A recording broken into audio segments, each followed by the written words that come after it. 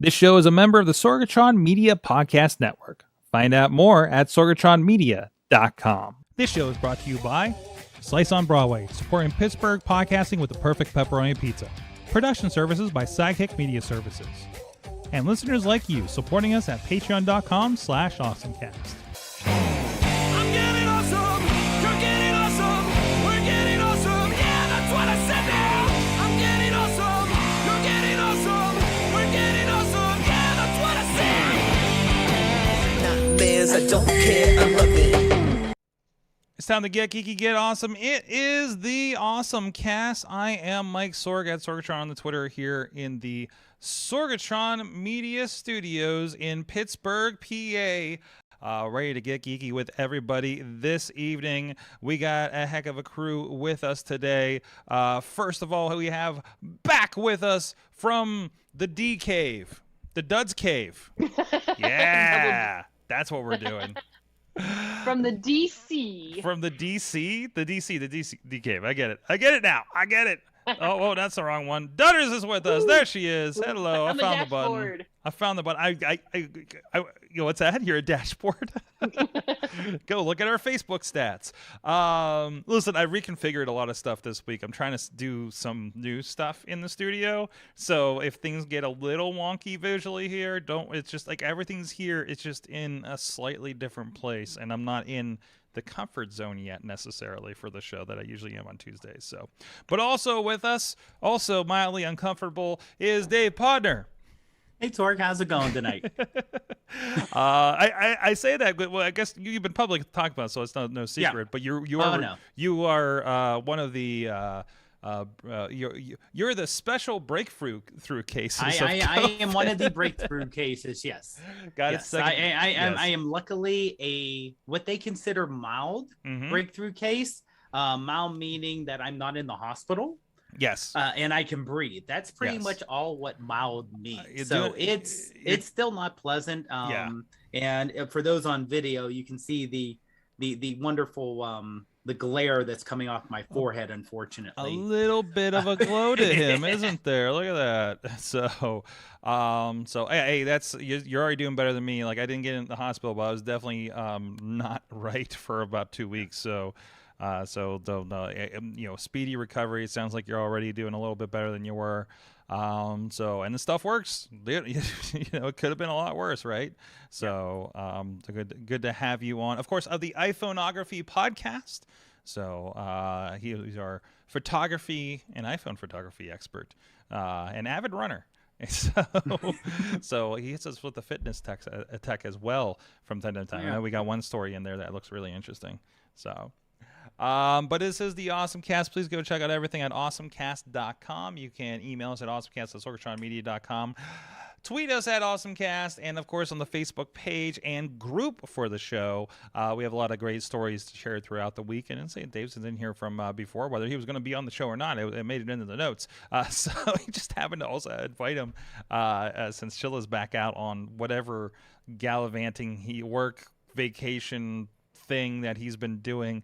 But anyways, you can go over there, and of course you can subscribe to us on your favorite podcast app. Please rate and review, share if you're digging what's going on around here with the AwesomeCast, and you can join us live every Tuesday at 7 p.m. Eastern time. We are on currently the YouTube page for the AwesomeCast, the Facebook page for the AwesomeCast, and over on the Sorgatron Media Twitch page. So you guys can whatever is easiest for you to stream Tuesdays at 7 p.m. And then of course those videos are up after the fact on all those platforms for you to check out at your leisure. However that works out for you. Also, a big thank you to our audio partners, our friends at the postindustrial.com. Postindustrial.com. There's no "the" in front of that. Been supporting our show for a good long time. Thank you to them for that. And The Share is a great publication happening there out of right here in the Steel City. And thank you to our Patreon supporters at patreon.com/awesomecast. Our friends at the Coffee Club level: Matt Weller, John DeGore, John Carmen, Cynthia Clossy, Scott McTaggart, and Mike Pound. And at the Fan of the Show level: Michael Fedor, pghmuseums.org, Professor Buzzkill, and Dave Podnar, that's on the show right now.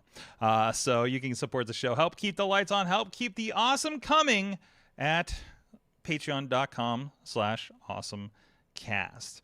So let's get into our awesome things of the week, and let me hold on. Which one do we want to do first here? You know what? I got something visual, so let's get that out of the way here. As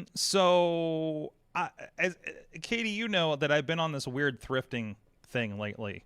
Yes. There was a story that we haven't told about that yet, because I kind of want another go at it. But anyways, yeah. I was like, we need something to talk about, and that wasn't it. And you know, Steel City Con, I got a whole stash of Ninja Turtle figures. I think I'm going to talk about on the wrestling show for certain reasons.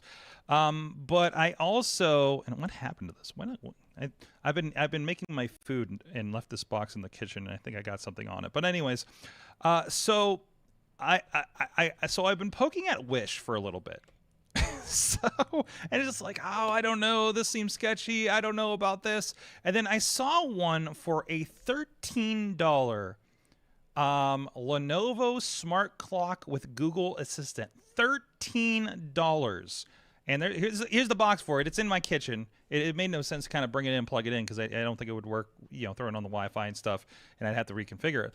But so this is not a like Nest Hub type device. I can't watch YouTube videos on it or anything like that. It is simply a smart clock with Google Assistant.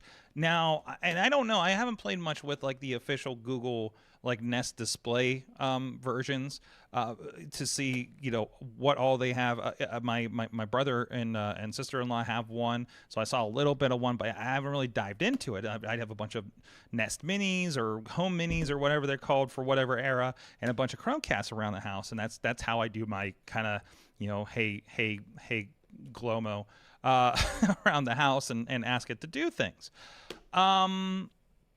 But this thing is nice. I'd say it's a little, you know, you can see there, it's that like kind of screen and tapered off kind of look to it, like we've seen it with a lot of these devices. It does exactly as advertised, where there is a clock. It doesn't look like that. It took a while for this thing to like kind of kick in for me. I was having some trouble configuring it. It's also my first Google device that wasn't made by Google, right? This, I believe, retails for about $40 for this version. There is a Smart Clock Essential that looks like it's $80 maybe out there, and I think that one might have a little bit more of the Google features on it. So it's got that. It sounds pretty decent, at least comparable to the Nest Mini that I had in the kitchen. And I actually moved the Nest Mini down to the basement so I can listen to stuff while I'm doing laundry or cleaning the basement now. So now I have Google Minis on every floor of the house. So that's been kind of nice. Especially when I say play on everything, and my house is just a big musical thing that happens, and I'm sure the neighbors hate it. They will when I start cleaning. So it's pretty nice. Like when you there is interface to it. It's not just a clock and it does things. I expected it just to always show the time and then Google just happens in the background. There is visual to it. You do see a player when you ask to play YouTube music. You do see information pop up when you ask about a calendar or the weather. So I don't know, you know, obviously the extent of like there's no video on it necessarily, or video calling. If you were doing a Google Duo, I believe it's a voice call on it. I don't have a lot of people to Google Duo with or anything like that. I did attempt calling Missy with the Nest Mini before, and that was kind of interesting. So $13, they seem to have a few of them on there if you want to try this thing out and try a different, no camera or anything, since there's no video calling or anything like that. So a nice little, you know, device. They say $13 and change. And I don't know, was it like $1 shipping when you get stuff from Wish or something like that? So that's my like kind of cheap awesome thing of the week. So the Lenovo Smart Clock with the Google Assistant, I want to note, on the box. So just a fun little tool to, you know, get in there. I mean, that's cheaper than even the Nest Minis these days, because I think they retail for like $15-20 even on Wish. So this is a big kind of clearance thing, because I don't know how many people are buying something like this. So have you guys waded into the Wish stuff? I haven't bought anything weird. That's literally the only thing I tried buying These little keyboards that I use to switch the show usually, that come in really handy. I was actually trying to get more of these for like 50 cents a piece, and it said that they were out of stock by the time they tried to place the order, and I got refunded. And so the clock was the only thing that came. But have you guys explored that? I hear wacky stories about stuff that people have gotten out of there. I have not gone into the world of Wish yet, but I see the ads and I'm like, oh, this looks good. But no, I've not actually tried it. No, and I've seen the memes also. That's why I know it from is this is what you expected and this is what you got on Wish. Right. Where it's not as good. I feel like that's when you're like, I came on here trying to find a PlayStation 5. I don't know about this, man. I really don't know. Let me ask you, how long did it take for shipping? Geez, like a week and a half. That wasn't too bad. I've heard about people ordering and then get it like 3 months later and forgot about it. Like that didn't happen. But I think like the more I'm looking at, because there's like the ship to you, and then there's like I could have had it shipped to a place to pick up in town. Right? Like that's an option. So I feel like not everything is coming directly from China on this thing.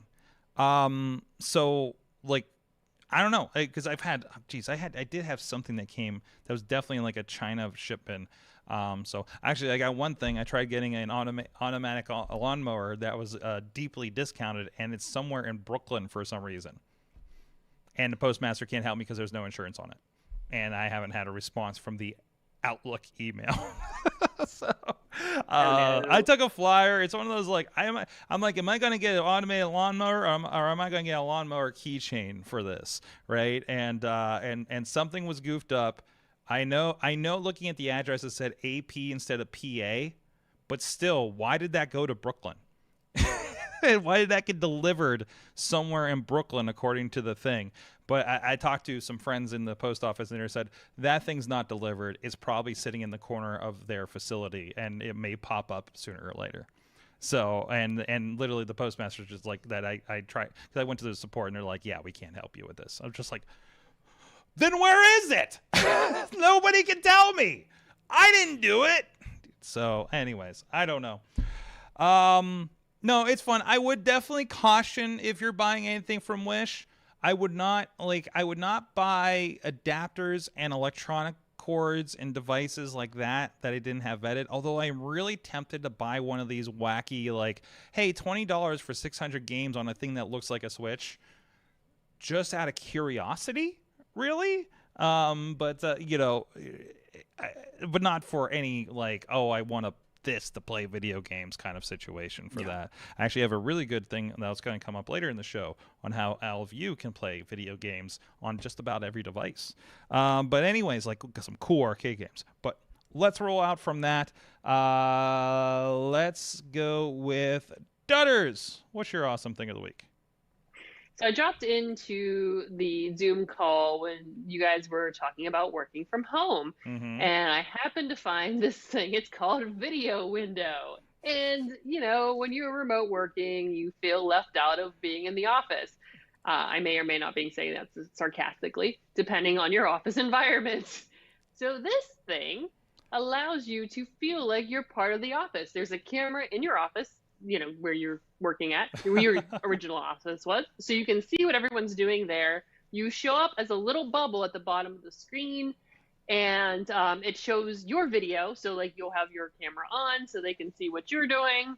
And then you can see, like, if you're muted, but you don't take over full screen unless your audio is turned on. So they can kind of watch what you're doing. I mean, if you're at home scratching your butt, they can watch you do that. And then you could feel like you're part of the office coffee break if you miss hanging out with your office friends that way. But it's interesting. Wow. So for the office, ideally somebody at the office needs to set this up, right? Yeah. And the whole idea is there's the video conferencing there at the office. So it's something that's supposed to sort of just tie all of that together. I noticed at the beginning it says commodity hardware go away help thing. I don't even know how to get rid of that. Go away. I hate those things. I'm glad I don't do web design right now. So, But yeah, it's got whiteboarding. It's got stuff for the remote team, saying it's using commodity hardware. So again, it just seems like it's just like a Zoom type platform that kind of ties that together again in that kind of different format, and that's pretty cool. I don't know how, Dave, knowing what your office has been doing for let's say business trends. I've seen your office and what they've been doing for definitely adopting some of these like high level business trends for the office. Like, do you see I like looking at honestly looking at this picture, it feels like your office. I know. The newer part. Yeah, the newer part. Not where you're at necessarily. Yeah. You're still in the dungeon, but it's still like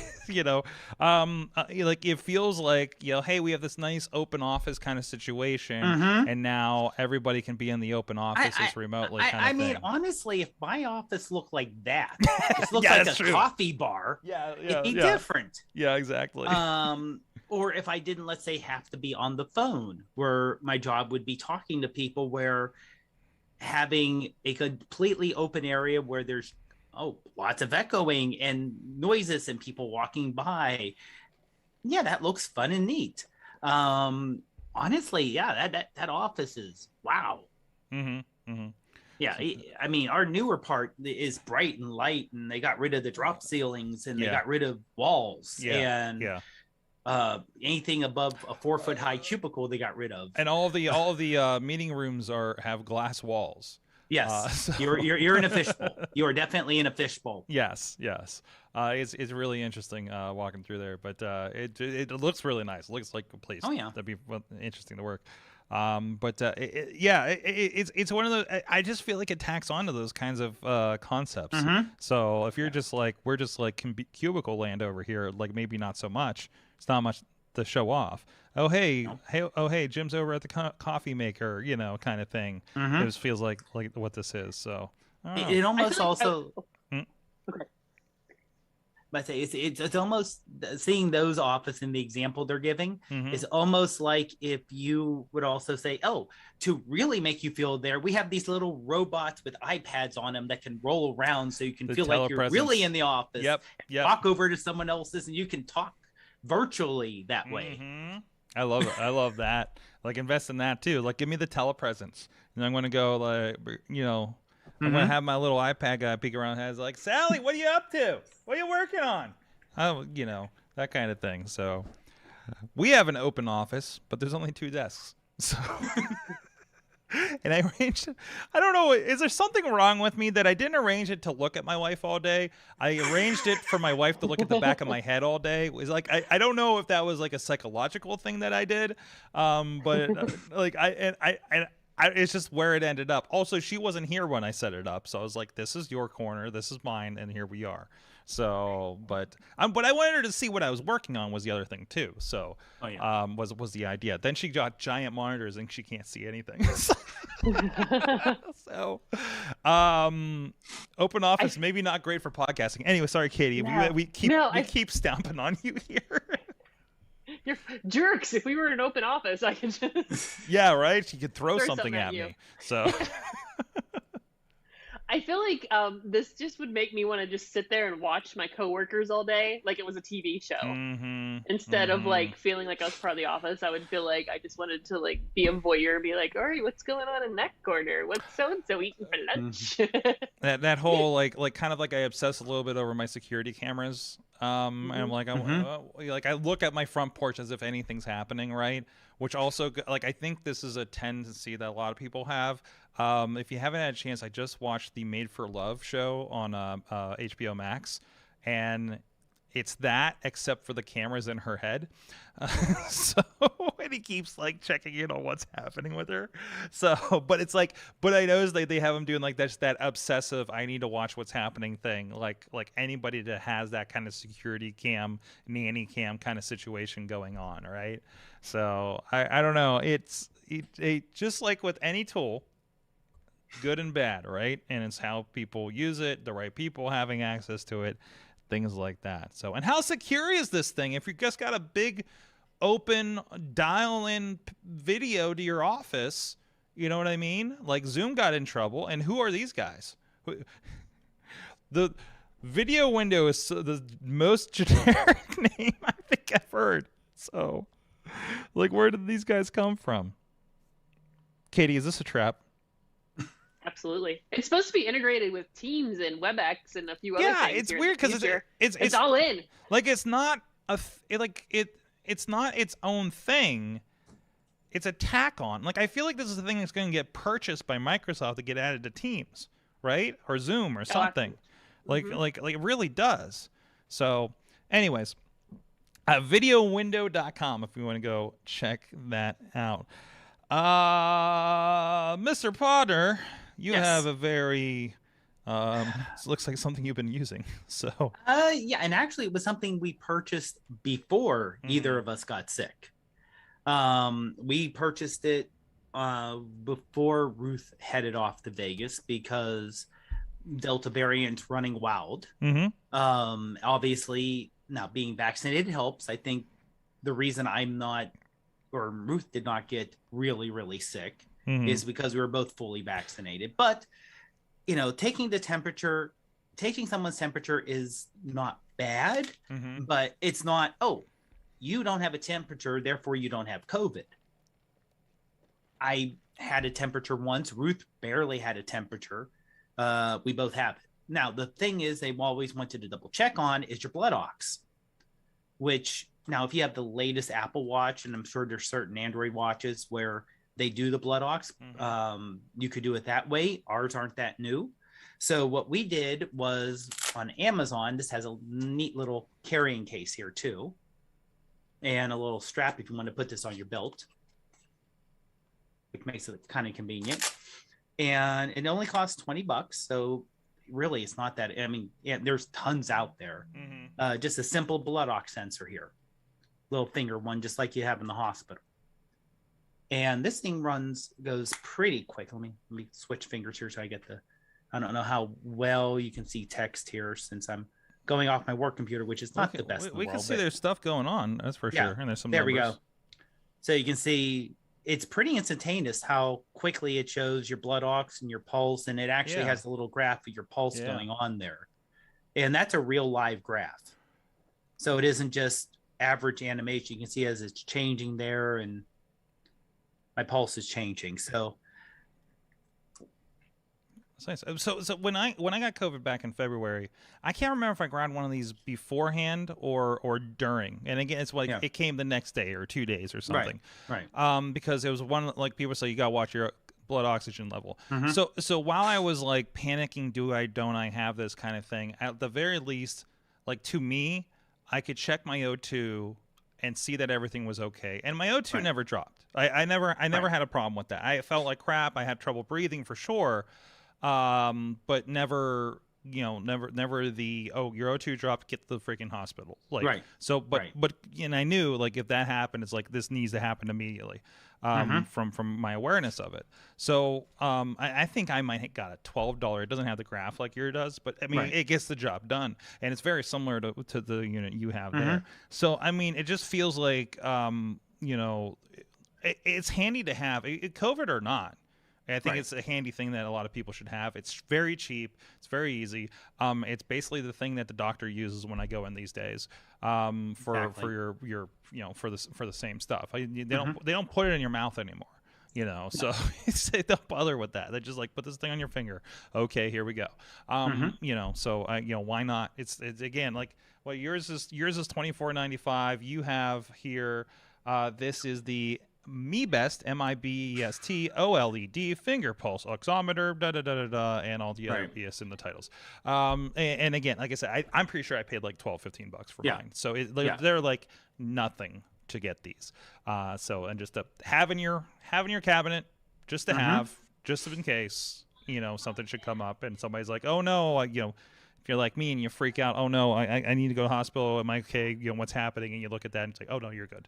Yeah. In fact, that's the one thing the doctor. I had a audio call. No, I was going to say an audio chat, a call with my doctor today, mainly because they don't have a way to keep COVID people separate. So they're doing either video chat or calling people. So they don't want you coming in the office at all. And they said, okay, well, you have a blood ox sensor. If it goes below 90, go. I don't care if you're I don't care how you're feeling. Yeah. If your number's below 90, go to the emergency room immediately. Yeah. So the fact that even doctors' offices are saying, hey, this is a tool to have now, like I said, growing up, those of a certain age will remember the alcohol thermometer, or if you're really old, a mercury thermometer where you had to shake it down, you had to shake it down before you did it. And it was just standard. Every house had one. I didn't know that's what the shake was for. I honestly didn't know that was what the shake was for. Like to shake the mercury back down. I had no idea. You probably didn't have to, but yeah. I thought it was just cooling it off. You were trying to get to the bottom there. Okay. So that was at least how it was explained to me. Of course, and this is also, and I love my grandmother, one of my heroes. However, when I had swimmers here, she told me to put sweet oil in it, which I found out later is just olive oil. Yeah. To help out. So, but yeah, it's just, so it's like, you shook the put it down, you put it in the kid's mouth. You said, don't bite on it because it's glass. Mm-hmm. And it's like, okay, well, we all have thermometers now. Well, I'm thinking this may be just part of the new. Oh, and I also have this in case anyone has any breathing difficulties. Mm-hmm. Also, if your parents are a little bit older and they may have, some kind of breathing issue, which older people, it happens, unfortunately. It's not the worst thing in the world to have around. It's like, well, let me just check you out here, mom or dad. Oh, your blood ox is in the lower 90s. Maybe really talk to your doctor, or, maybe they should, of course, not a medical professional, don't do blah, blah, blah, blah, blah, legal advice, blah, blah, blah. But it's a nice tool to have, and it's cheap, and it's, like I said, it actually, and shocking. This has shocked me more than anything else. It came with the batteries. Oh yeah, I didn't even think about the batteries when I got it. I just started using it, and I'm just like, actually now while you're looking at it, I'm just like, how do I change the batteries in mine? So these are, I want to say, AAA batteries. Oh really? Yeah. Oh yeah. This let me see, they're just AAA. Okay. The back actually just slides off. Oh nice. And they're just, but they came with the battery, so you didn't have to think, oh, I got this device to use and to check my, do I have batteries? Yeah. That's nice. So, that's nice mine, again, I didn't even think about it. It just kind of worked. It's one of those things where I'm sure it was like a couple $100 like 10 years ago. And it's just, as electronics, get better, cheaper, it's just one of those like, there's no reason not to. And something happened that a lot of people are like, hey, this might be a good idea. But anyways, so go check it out. Get a what the hell are they called again? O2 Blood Ox. Thank you. Blood Ox meter.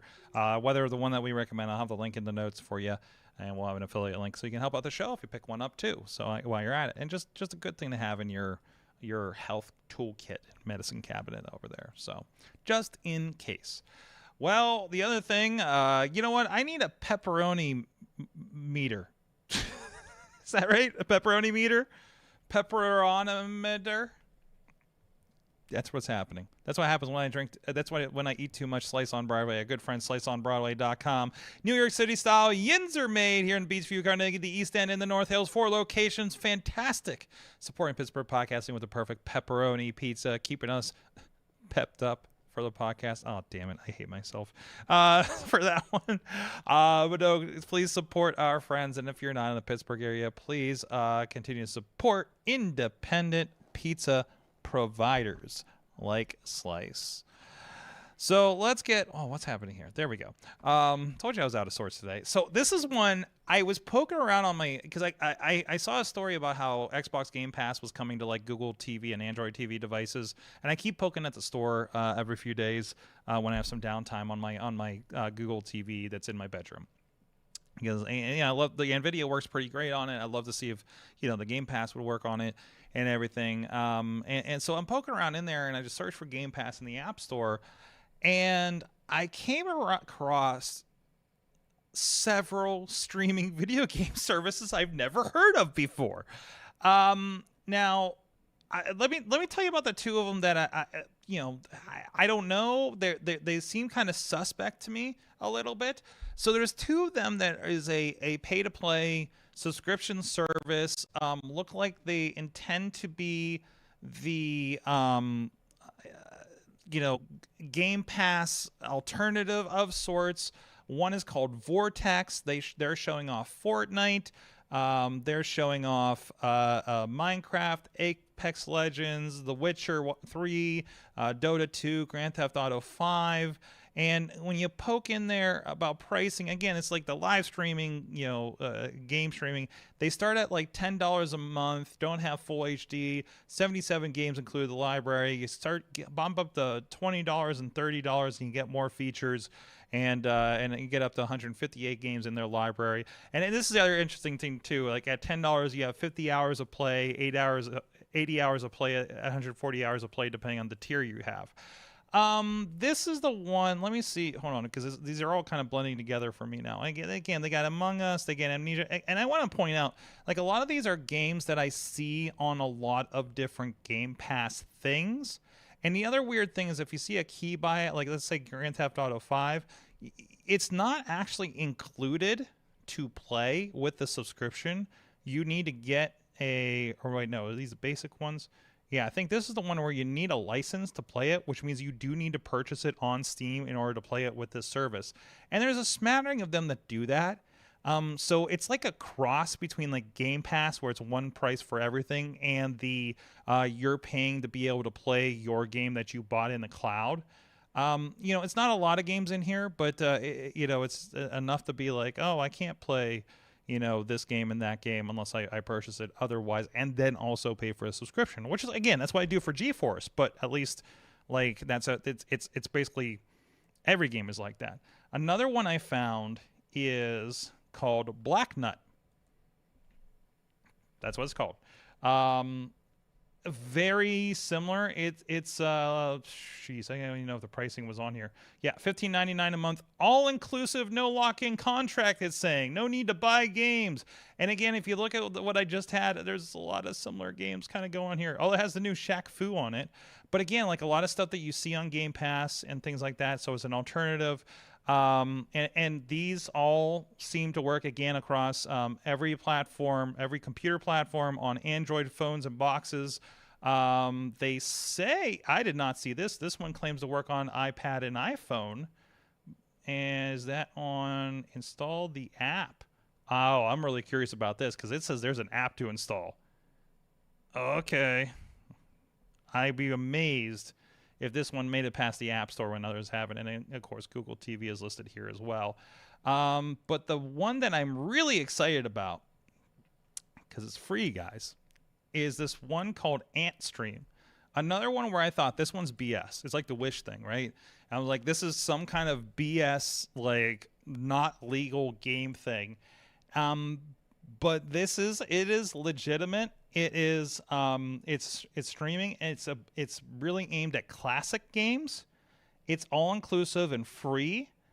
I haven't run into what you pay for. I think it's for the competitions and leaderboards to participate, because I poked on something that had some live leaderboards and challenges, and it wanted me to pay gems to do it, but you earn gems as you play, I guess. The original Mortal Kombat is on this thing. It has LucasArts games. It has Midway games. It has Namco games. Again, a lot of arcade games are included in this. And it installed, signed up, and I was playing it with my Xbox controller on my Google TV basically immediately. This is really cool. It's got Neo Geo games on it. Like I'm seeing Bubble, Space Invaders. I was playing Gauntlet. Like I mentioned, Earthworm Jim.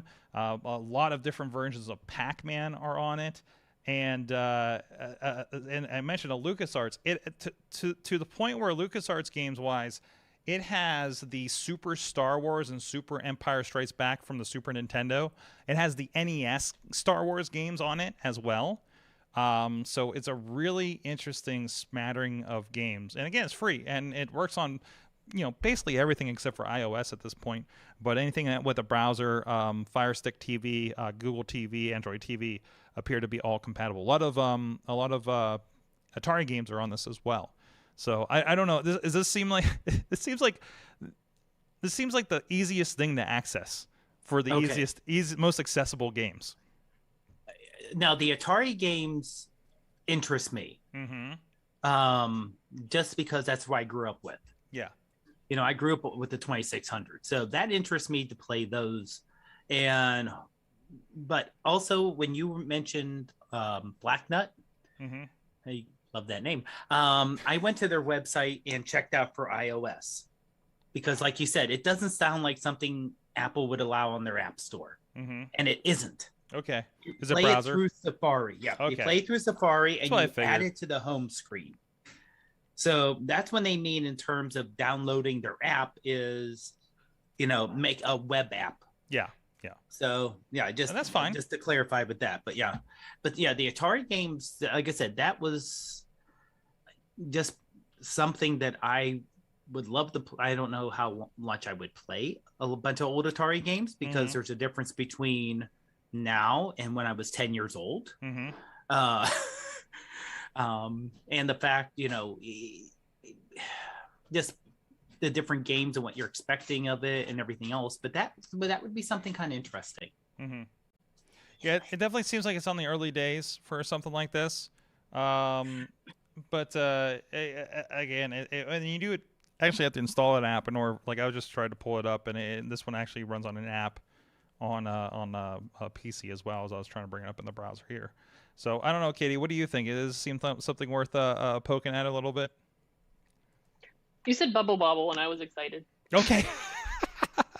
I mean, a lot of the other ones sold me, but I was like, ooh, Bobble. Yeah, that's it, right? And I love that it's like, you know, I know a lot of people have Fire TVs and things, and you know, Android TVs, and that seems relatively accessible more.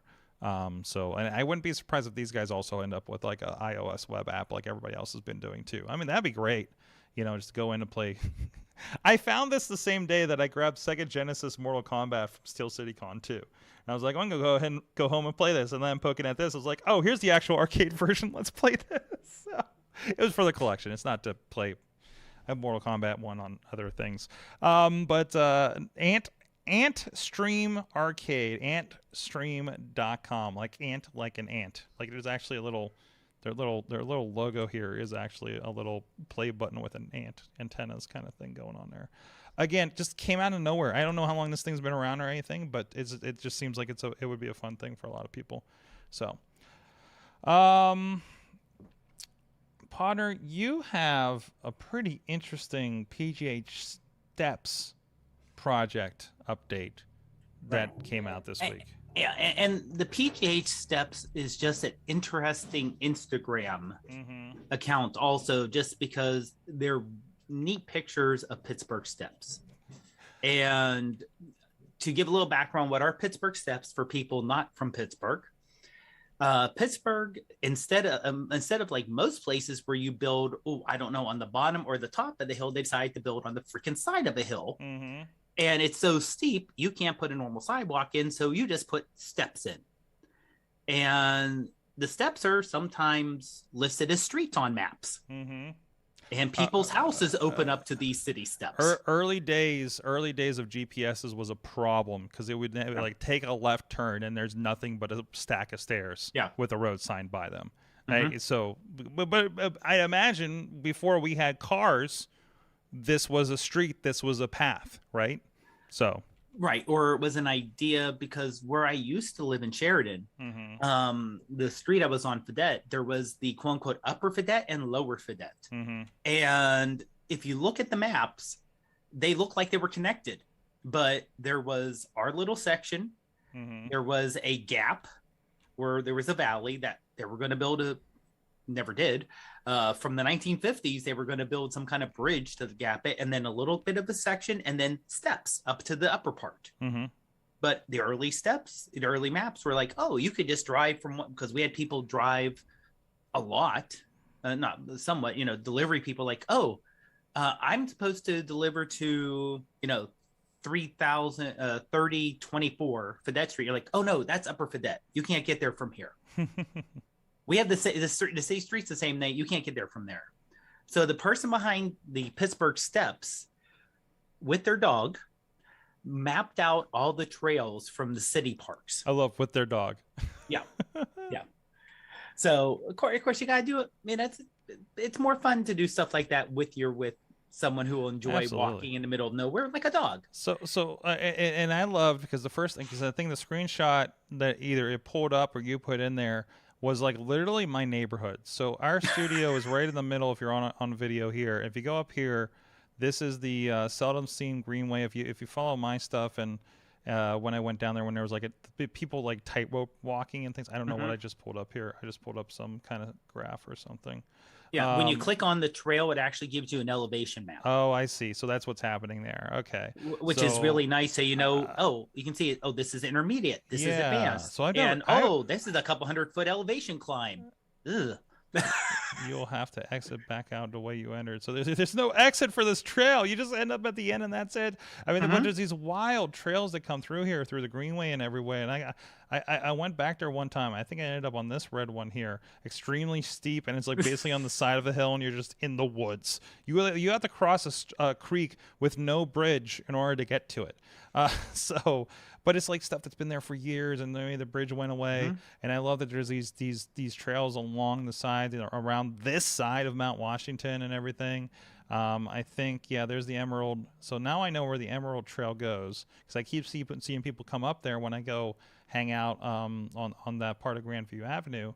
And now I know, because I've been wanting to take that trail, but I don't know how to prepare for it because I don't know where it goes. And the Google Maps has some of these trails, and I was following one when I'm like, is this a trail that I'm on? Am I on the thing that Google Maps says that I am? This doesn't look like a trail. I feel like I'm just walking in the woods at this point.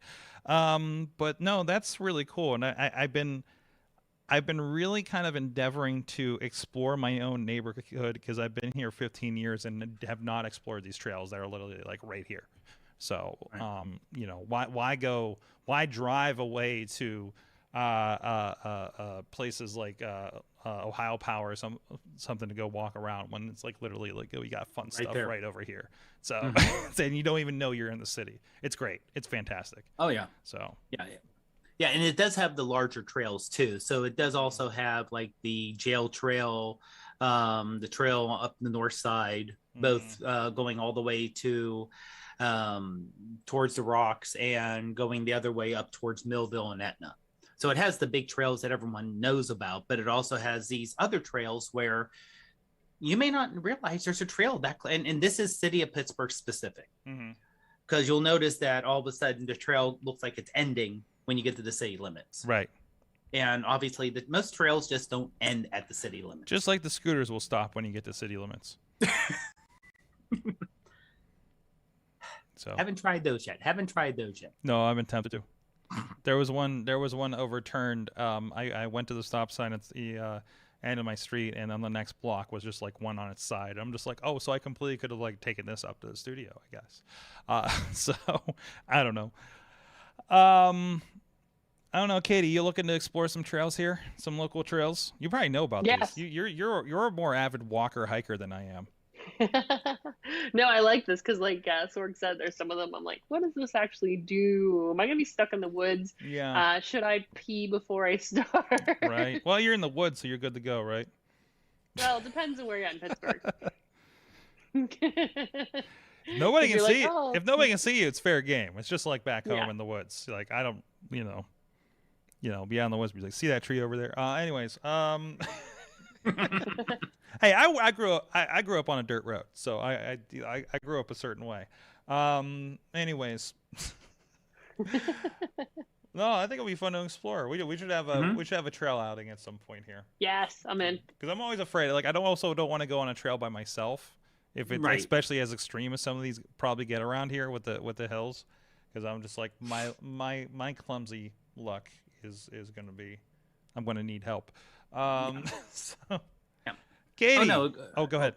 That's what I say. And no, I agree with the, if you're going to go out to explore some trails, and even if you're someone who is an expert level, trail person, let people know you're going out there. Oh, yeah. Because there are a giant behind me here, which was a race that I finished right before I got sick, luckily, where it's a 10K road race followed by a 7-mile trail run, which I walked, but I finished. But it's up North Park. So you're on the side of the hill at North Park, the steep part. And there are parts back there where, and this was a Saturday morning that was nice weather, that was kind of busy, but there were times where I did not see another human being for 20 minutes. Yeah. And those trails are steep, walking over logs. Luckily, most places they actually had to cut out the path where the log fell down, they kind of cut the part out and moved it out, but you only get like 1.5 feet wide, maybe 2 foot wide area you're walking. So it's not that hard to, if you twist something and you fall down. Now, me being part of a race, there's someone at the very end who's going to clean up where all the flags they put down so you stay on the right trail, that if something happened, someone would be walking by and making sure I can get to, help. But there were places on that trail you're looking around, you're like, I don't see a road.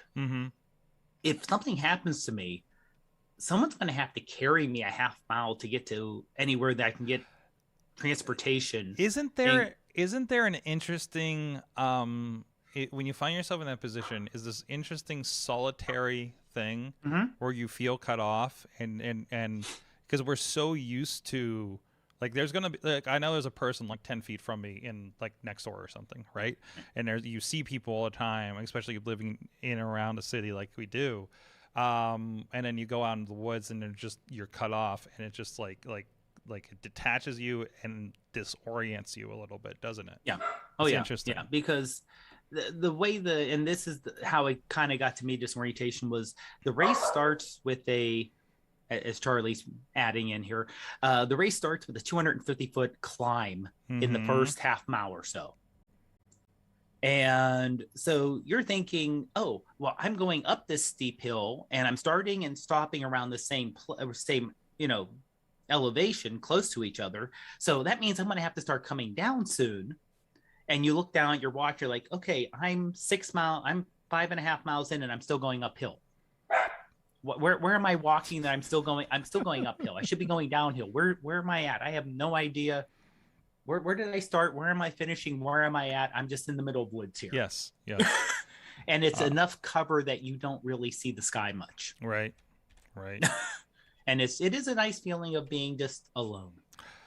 Oh, we all need that a little bit. That's why I tweet while I'm exploring a new trail, so people can find me if something happens. So, speaking of giving a helping hand, Katie, tell me about what OnlyFans is doing. So OnlyFans is launching an app, or it sounds like they may have quietly launched it earlier this year. It's called OFTV, and it's an app. And it's safe for work. And what it is it's for creators. There's no nudity. There is no cost. And what they're trying to do is give folks that are big creators on there that maybe don't have the nude content another way to get out there. Although there is cleavage and coffee, so. Yeah, so you're okay. I mean, there's some stuff you can definitely get away from, or get away with. But the app is available on, iOS, Roku, and Amazon Fire. Yeah, watch this on your Roku TV. And but they're trying to it looks like they're trying to rebrand themselves and like becoming more of like, this app is for everyone, which there is a lot of content on OnlyFans that is not nudity. There are cooking shows and there's workout routines and people who do cosplay things on OnlyFans. So it's definitely not all nudity. And a lot of people just assume it's all nudity because that's how they have made their money thus far, OnlyFans. And this is kind of something new to reach out and try to bring more people into the OnlyFans world. And some of their big creators from the beginning, they've released content that was originally something you paid for free. So hopefully, like, trying to bring people in with that. My hope is that other social media apps, because OnlyFans is going to be looking more family friendly. I don't want to be like family friendly. Safe for work. Yeah, I don't more know. Apps. I don't know. Looking at this, I don't know how family friendly this is. Looking at this, actually, so I actually I loaded it, and there's a lot of like sexy yoga happening. On here. Oh yeah, so, there's definitely pushing the limits, but it's supposed to be safe for work. Yeah. But my hope for this is the fact that these other apps like Instagram and Facebook will stop throttling people who are trying to advertise their OnlyFans links and banning them and, you know, essentially warning them because they are sharing their OnlyFans links. And the OnlyFans are not necessarily all a specific type of content, or even if they are a specific type of content. I did Facebook and Instagram, and I think Twitter, I'm not sure. I haven't heard complaints so much about Twitter, but Instagram and Facebook definitely hurting users who are trying to share their OnlyFans links, which is not cool. Right off the bat, this thing has crashed on me like 3 times. So quality app. So I think they're still contending with it, and it loads some stuff. But there is a dark mode, and it just crashed again. So 5 minutes later. I'm curious to see how this goes and see if because we have friends that are on OnlyFans actually, and I'd be interested to see if they take advantage of some things like this, or is this like kind of the top X% that does on here or something, right? So but OnlyFans is like you don't have to be a sexy yoga instructor to use it, right? I mean, I've seen pro wrestlers do quote wrestling lessons on there, like guys that used to work for WWE. So like there's a lot you can do with it. It's not just about the sexy lady pictures or cosplays or anything like that. So I don't know that she does anything like explicit, but there's 1 or 2 female wrestlers I follow. One I know personally. And I forget which one does it, but one of them puts like pieces of toast over them, and for the teaser or something like that. So, it's really interesting how people advertise these things. It's I don't know. It's an interesting social media study that I'm paying attention to for pure science, purely for science. I have a friend who, what she does to cover up is Danny DeVito gifts, and I love it so much. Oh, wait, are they moving? They're gifts? Oh, yeah. Oh, no. Like the little ones you put on top of the pictures. Yeah, they're great. I love it. I love it. They're Danny DeVito tassels. And show title. Okay. Done. Oh, geez. What else we got here? I'm sorry, I just read one of these headlines, and I don't know if I want to jump into that. Are you talking number 13 by chance? I think I was looking at 13, yeah. It's safe. No, it's safe. It's safe. Okay, Podnar. It's safe. Podnar, walk me through whatever is happening over here. Okay, so this is an art project. Oh, good. It's for art. It's art. Just like the last story. Right, exactly. Art. So a guy created tiny male genitalia, little Richards, and placed them in the real world. And it's an Instagram account too. So if you click on the link, you can actually go to the person's Instagram account. And tiny dicks descend on Pittsburgh. Now, they're all looking something like that. So we're not talking full staff. We're gonna get flagged. We might, but you can see where it's out in the open. Yeah. And yeah, if you click the little arrow, you can see some more there. So oh boy. Yeah, and they're just the person. I don't want to say he because it's the person. Just. You can see they're on the train. Is the person unidentified? Is that what you're saying there? Yeah, because okay. I don't know male or female. Yes. This definitely seems like a guy thing more than a female I don't thing. know. But I could see Dudders doing this. I know one person who I know from the internet who definitely, when I pointed this out to her, she said, "Oh, I have a new Instagram follow now." All right. So Dudders, I have to follow this. Dudders, first of all, is this you? Sadly, no. And, wow, this is like, or just like, why is there this snail here? No. Yeah, I mean, the thing is, they're very small. We're talking, they're not talking huge things. They wouldn't stand out. The actual profile is, where's Richard at the start of the Quarantine, I made hundreds of tiny dicks for no reason. Now I'm releasing them into the wild. Oh, and there's a picture of all of them as a profile. Interesting. Mm-hmm. Okay. Oh no, now what do we do when we find them? Do we just photograph them? Do we give them a new home? Yeah. Well, do we give them a new home? Pass them on to a friend? Like here's one found, and they have it in their hand. So I think it's like a scavenger hunt situation a little bit. Yeah, and I guess if you wanted to move them to another location or remove them a little bit, there's nothing wrong with that. Now I'm aware of this. I'm just going to see tiny dicks everywhere. And I do like the 412 Dicks Rescue. Yes. As the Instagram. Yes. Jeez. Pittsburgh, I love how messed up you are. Mm-hmm. What was it? Is it keep Portland weird? I don't know. I think we got our own level of weird around here. Oh, yeah. So. Sorry. I'm sad I didn't think of this. Right? Right? I mean, there's still a chance for tiny butts. Yeah. Oh. 412 Butt Rescue. Mm-hmm. Yes. Yes. And we just lost Katie as she goes and starts to look at websites that are open. Yeah. I just had a domain come up for renewal that we bought on the wrestling show called grapplehub.com. I don't even know why we bought it. I want to bring it up tonight and repitch it before I decide to renew it or not.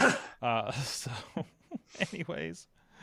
Dave Podnar, thank you so much for joining us again. Always fun.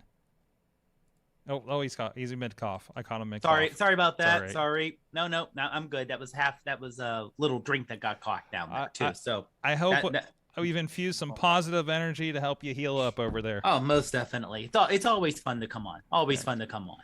And of course, Katie Dudders as well. Sad about the lack of tiny dicks in her. I wishing she would have thought of that. I followed the account, so I'm about to. Yeah. Oh boy. Well, am I go? So I need to go on trail walks and look for tiny dicks. That's what I learned about my own town from this podcast. I mean, maybe we should start that. Maybe we always do at the end of the Wrestling Mayhem show. What did you learn from wrestling this week? We should probably do. What did you learn from this episode of AwesomeCast? Because that's what I learned, and I think we all learned about the same thing. So, anyways, at K Dudders on the Twitter and ProfPod PGH. No, just ProfPod. Yeah, I don't know where I got ProfPod on the Twitter and Instagrams. Unfortunately, it was taken on Twitch, so I had to make that ProfPod PGH. But yeah, the Twitter and Instagram I got in early, so I got something before I had to put a whole bunch of weird stuff on it. I knew I tagged you in the Twitter that I completely forgot to send out. So, anyways, thank you everybody. We'll be back again next week in some fine configuration of awesome folks. I think Chilla's still out or something like that. Krause definitely had enough of us after like 3 or 4 weeks there. Any awesome stories or anything you want to check out through the week, please check out. Please also follow us on the TikTok, on the YouTube. If you don't have enough time all the time for an hour of this, we've been dropping a lot of clips of a lot of things that we've been talking about over the past several weeks on the YouTube page. So you can go jump into that or share some stuff that we've been talking to. I just posted the conversation we had about Detonation Racing on the Apple Arcade we talked about a couple of weeks ago. So a little more accessible, hopefully somebody, a little tidbits. Hell, some of them are short enough for that 3-minute TikTok limitation that's going on there. So I've been going out to that. So, and of course the Instagram and all kinds of places for the AwesomeCast. Please share the love. Please follow us and support us on the Patreon at patreon.com/AwesomeCast. Thank you, everybody. You have been our awesome audience. Have an awesome week.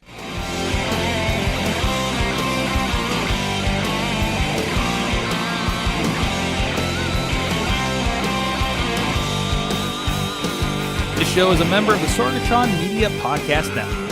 Find out more at sorgatronmedia.com.